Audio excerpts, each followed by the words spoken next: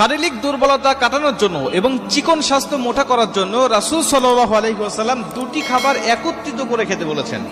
খুব মনোযোগ দিয়ে শোনেন, রাসূল সাল্লাল্লাহু আলাইহি ওয়াসাল্লাম বলেছেন এই দুটি খাবার যদি একত্রিত করে খেতে পারে, ইয়াকুলুল কিত্তা বির রুতাব, এই দুটি খাদ্য একত্রিত করে খেতে পারলেই চিকন স্বাস্থ্য মোটা হবে এবং তার শারীরিক দুর্বলতা কেটে যাবে।